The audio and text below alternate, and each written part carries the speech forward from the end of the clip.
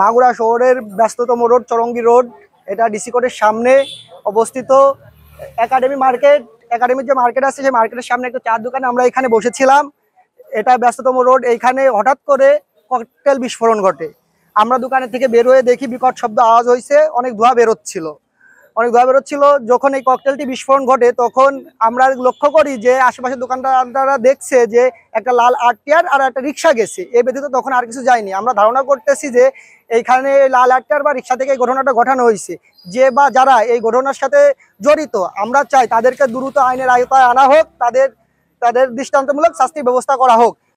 এখন আমরা বলতে চাচ্ছি যে এই জিনিসটা যে বা যারা ঘটিয়েছে, পুলিশ প্রশাসনের কাছে আমাদের আবেদন থাকবে এইটাই যে তাদের খুব দ্রুত শনাক্ত করে তাদের বিচারে দাবি করতেছে।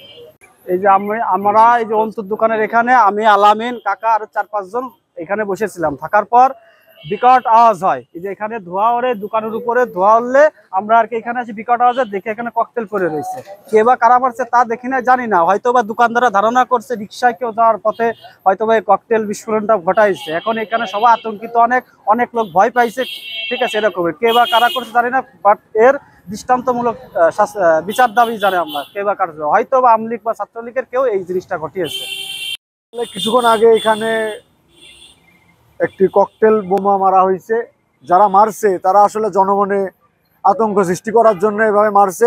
আমি মানুষের কাছে উদাত্ত আহ্বান জানাই যে এই রকম দেশ বিরোধী, রাষ্ট্র বিরোধী কাজ এবং মানুষের মনে আতঙ্ক সৃষ্টি করার যে কাজগুলো যারা করতেছে তাদেরকে এই কাজগুলো করার সময় ধরে উদম কেলানি দিতে হবে এবং দেওয়ার পরে তাদেরকে পুলিশে সোপর্দ করতে হবে।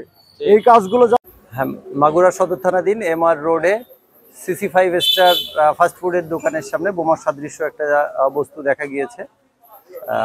আমাদের বিশেষজ্ঞ টিম আসবে, তারা বিচার বিশ্লেষণ করে সিদ্ধান্ত নেবে এটা কি করবে। বিশেষজ্ঞ টিমের কে খবর দেওয়া হয়েছে। আসলে একটা বাস্ট হয়েছে, আমরা এখানে এসে জানতে পারছি, আর একটা লাইভ আছে।